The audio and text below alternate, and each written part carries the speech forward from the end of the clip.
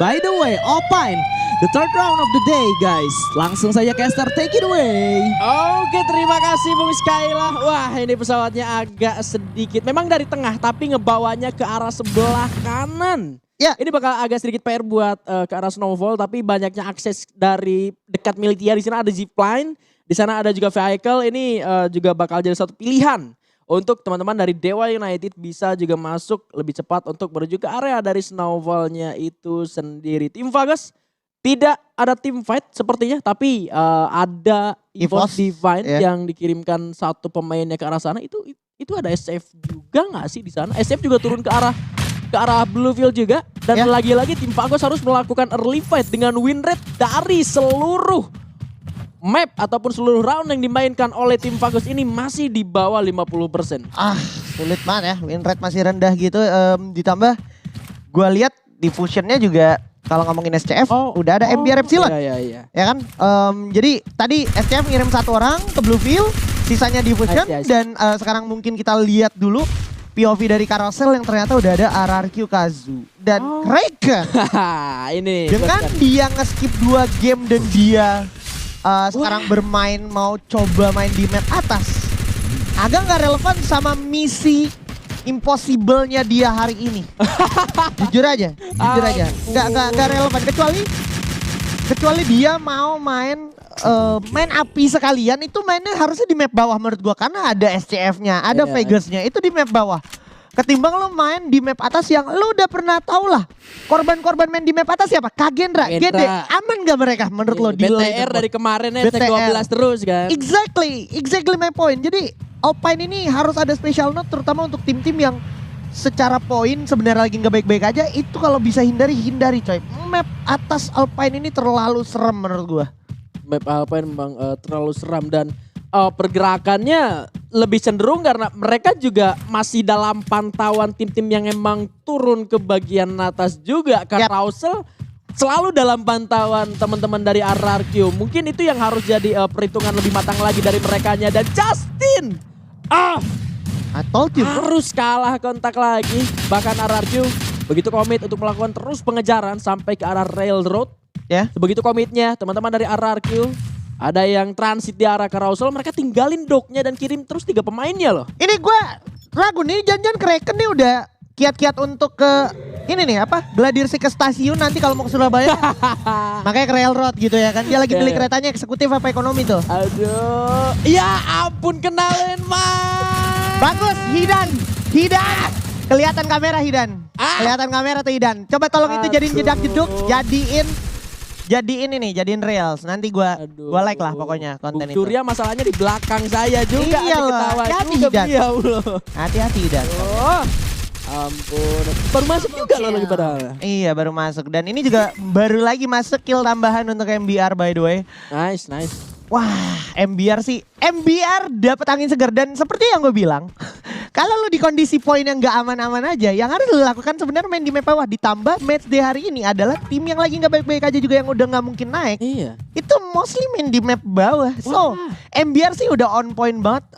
Coach Manggis kun bravo banget. Dia tahu betul apa yang harus dia lakukan untuk anak-anaknya di map Alpine. Gak ngambil lagi ke arah bawah mungkin atau ke Snowfall-nya. Iya. Ngotot-ngototan sama Dewa. Iya. Dan gua rasa ya Kraken juga harus paham juga ya dengan hal tersebut. At least kalau mau gontok-gontokan sama SCF sama Vago sekalian gitu. Benar. Ibaratnya kalau kita anak SMA nih, SMA kelas 11 gitu ya kan. Kelas 11 ya lawannya ya sama kelas 11 dong. Jangan sama kelas 12 lebih tinggi gitu ya kan. Jurusan lain gitu. Jurusan lain apalagi beda lagi gitu. Oke. Tim Vagus yang tadi beberapa pemainnya sudah terculik juga, sudah mengalami kematian juga, bergerak menuju ke bagian bawah keluar dari Bluefield. Mereka bertemu bersama dengan Tiger Wong Esports. Lagi-lagi satu persatu pemainnya harus dijatuhkan. Dan 2 pemain tersisa ini berpisah. Tapi satu hal yang gua temuin di week ketiga dari tim Vagus ini adalah akhirnya mereka udah mulai paham nih. Mereka memang selalu kalah tim fight. Tapi mereka akhirnya menemukan cara gimana caranya satu pemain terakhir terus bisa estafet. Ya. Terus bisa hidup sampai akhir gitu. Ya, Dan ya, itu ya. nggak kelihatan sama sekali di minggu pertama, di minggu kedua. Tapi di minggu ketiga ini, ya sedikitnya itulah yang sudah mulai terlihat. Yap. Seenggaknya itu masih bisa jadi satu hal yang nantinya bisa dikembangkan gitu ya. Ya, dengan komposisi 4 raser kayak begini loh dari Pagos ini. Iya. Makanya sebenarnya kalau ada yang nanya bisa gak sih bang main 4 raser? Bisa. Iya. Bisa gak sih bang main 3 raser gitu kan? Ada mungkin orang yang protes ngelihat roster-roster teranyar kayak di tim-tim besar. Itu timnya mainnya 4 raser 3 raser sih bisa aja sebenarnya bro. Gitu. Tergantung nanti tipikal ketika tim fight-nya akan seperti apa. Dan SCFC paling fun diburu habis-habisan oleh MBR Epsilon. Dan ini bisa gue bilang di FFS ID 2024 Spring minggu ketiga pertama kalinya MBR Epsilon di menit kelima udah dapat 8 kill. Ya dia dan juga 2024 dibuka dengan cukup baik sama MBR Epsilon karena akhirnya mereka main di grand final. Yes. Ini menjadi satu hal yang harus disambut dan juga harus dimanfaatkan semaksimal-maksimalnya karena lu nggak pernah tahu bisa jadi bahkan kejutan season ini adalah MBR dapat tiket ke FFS ya Spring 2024. Dan kalau itu terjadi, wah itu bukan hal yang tidak mungkin menurut gua, apalagi di tangan Coach Manggis bro. Iya, pelajarannya bakal lebih banyak lagi tuh. Iyalah. Mentalitas gitu ya kan. Iyalah. Perlu dicatat juga waktu DG juga ke Internasional dulu. internasional itu waktu pas Iya, lagi iya. era Manggis kan loh. Iya, betul. Itu dia. Zamannya masih Yang ada The Pillars juga. Iya betul. Ya, yang barengan The Pillars kan itu. Betul sekali. For the first time waktu itu ya. Iya. Kelas. Membawa perubahan sekali Coach Manggis ini dar. Ada lane mine. Loh, ini TWO udah kedua kalinya dia kena lane mine di portal tuh. Tadi dari Pagos 1. Iya. Sekarang sampai ke knock dan bahkan di ayam-ayamin oleh seorang Ray di dalam sebuah istana glual yang terpasang. Dan bahkan ternyata Ray juga udah dapat informasi ada lagi pergerakan dari seorang Han sebelah kiri fokus sambil melakukan reviving tapi pandangannya nggak lepas menuju ke arah satu pemain seorang Hans 2 lawan 1 yang akan terjadi. Hans bahkan udah ada flanking dari seorang Gedai juga menuju ke arah sebelah kiri masih diputerin aja dulu Ray gak Lihat. tanya lo. Oh ini dia. Lihat. Tahu gak lo apa yang gue mention soal lihat. Hans tuh udah kasih waktu banyak banget. Kalau misalkan lu emang mau coba cover gue, cover dong gitu. Jojo tadi udah di posisi yang enak buat nge-cover sebenarnya. Dan Hans sudah memberikan waktu banyak sekali. Udah membeli waktunya distraksi untuk EVOS. Tapi nggak dieksekusi dengan sangat baik. So, I have to say, anak-anak TWE sih Hans doang yang bisa gue katakan lagi ada grafik improvementnya. Untuk Jojo, untuk Bara gue belum lihat dia better dari season sebelumnya. Nah itu dia yang Nggak jelek tapi nggak better grafiknya dari nggak naik ya? sebelumnya ya. Itu yang harus di note juga. Jadi catatan penting untuk teman-teman dari Tiger Esports untuk perform nanti di babak grand final. Benar. Ya, poin rush dan juga babak grand finalnya kan itu akan sangat menentukan sekali. Siapa tahu gue tim juga akan berubah. Benar. MBR yang tadinya seslow itu tiba-tiba bisa makin galak siapa tahu gitu ya kan. Benar. TWE yang selalu menyisir tiba-tiba selalu bisa di tengah dari awal tuh bisa jadi juga kan, kita nggak ada yang tahu. Makanya harus lebih bisa improve lagi, bukan hanya dari TWE tapi dari ke-12 tim yang lainnya juga, 11 tim yang lain juga.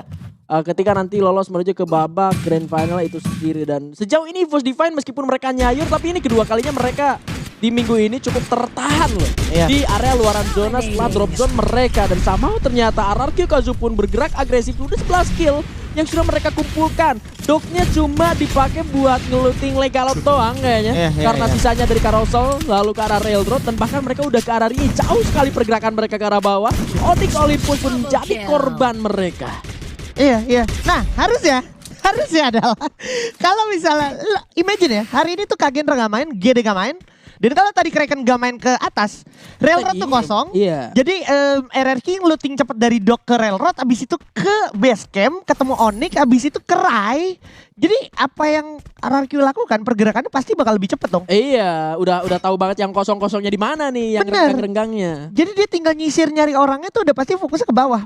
Dan kita lihat solo dare yang dilakukan oleh Jokers. Apakah bakal menjadi seperti solo dare dudes pada season lalu? Ini dia menarik sekali. Solo dare becomes Buya loh waktu itu loh. Iya, setuju. Benar. Season lalu ya. Iya. The one and only one loh itu. Solo Iya.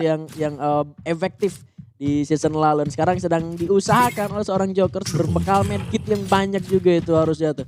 Dua tim yang sudah mendapatkan poin eliminasi di atas 10 ada MBR Epsilon dan juga teman-teman dari RRQ Kazu. Gue ngerasa kayak MBR Epsilon ini udah 2 game itu mereka udah bener-bener aman. Jadi sok main aja gitu loh. Mumpung tim-tim yang main juga tim-tim yang bawah gitu. Gue tadi abis lihat minimap dan gue ngelihat EVOS kan juga tadi sebenarnya turun masih di Forest Red gitu ya kan. Tapi dia tadi sempat main ke bawah juga ke sekitaran Bluefield sama Fusion kan. Dan MBR sampai ke Forest Red duluan lagi pas udah lagi estafet begitu. Yang mana ini harusnya bisa jadi tempatnya EVOS Divine gitu. Tapi memang karena EVOS Divine tahu di situ udah ada orang, dia langsung agak ke kirinya Forest Red. Tapi lu tahu kirinya Forest Red itu udah pasti orang-orangnya Ocean View sama Snowfall. Yang mana itu kurang lebih adalah Dewa United. So that's it. Lu lihat aja sekarang kondisinya EVOS Divine itu udah pasti kalah personil. Dengan kondisi yang namanya vending mesinnya agak jauh. Dan vending mesinnya harusnya dijaga dengan sangat baik sama Nana Dewa United. Lu lihat sekarang apa yang terjadi untuk EVOS Divine. 1-2 terhindarkan Kapten Gedai. Kita lihat bakal coba diburu habis-habisan sama Nana Dewa United dan double pick tak terhindarkan, and that's it. Iya dan memang terpaksa akhirnya dengan war yang mereka lakukan mereka benar-benar kedelay dan Torat yang baru melakukan pertempuran di menit ke-11 terculik banyak sekali pemainnya. David masih bisa make it, menculik satu pemain. Ya ampun lagi execute mau nge-end. Aduh, dutnya dateng. Udah di ujung itu. Udah di ujung, udah tinggal jatuh ke bawah doang itu pedangnya. Lagi execute bro. Tapi itu RRQ.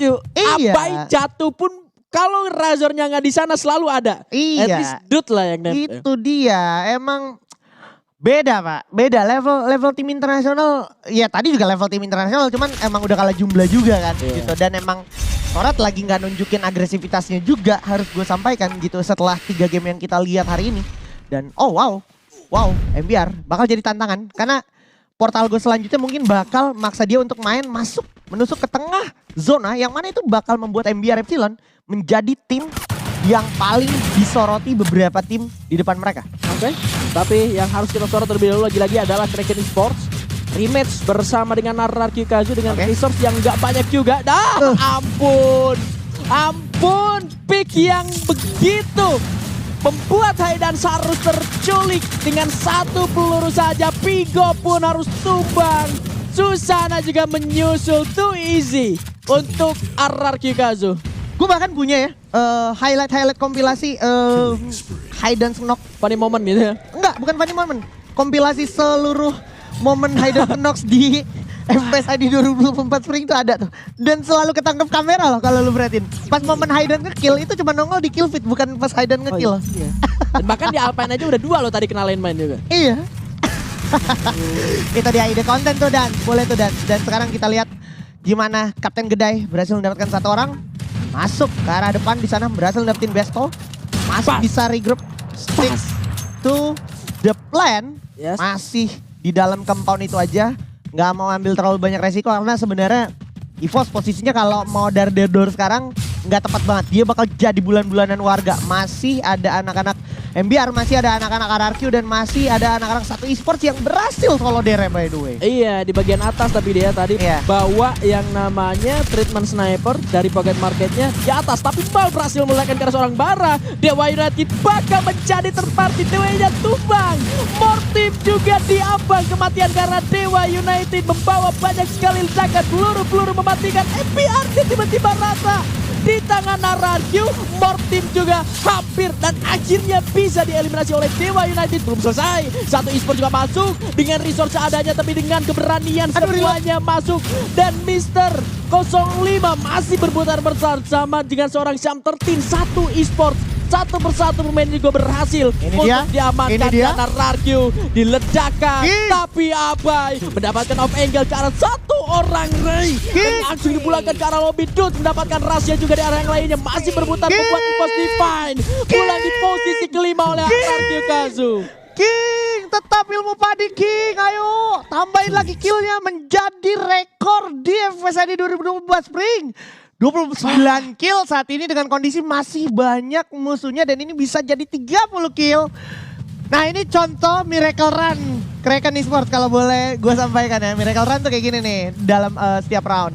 Dia dapetin a kill yang luar biasa sekali banyak. Dan kita bisa lihat gimana anak-anak dari RRQ Kazu memburu momentum selanjutnya. 05, hati-hati. Dia baru aja nge-reveal posisinya.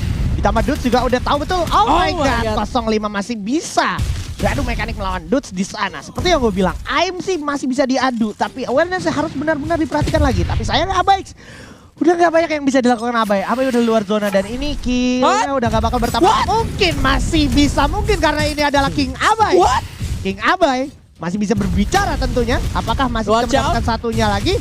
Dan dia bakal coba tutup lagi. Dan ini udah di luar zona, sakit banget sebenarnya. Tapi masih ada sedikit peluang. Mungkin aja dia bisa dapetin satu orang dari Vagus, yaitu Boys. Tapi udah kelihatan harusnya sama Dewa United. Masih bakal coba dikelabui. Dan masih bakal coba langsung menusuk masuk ke arah seorang Boy. Coba diadu lagi. Dan masih bisa dapat menggenapkan killnya menjadi 30. Ladies and gentlemen, this is RRQ. Raja dari segala raja. 30 poin eliminasi. Tapi pada era Dewa United tetap berhasil mendapatkan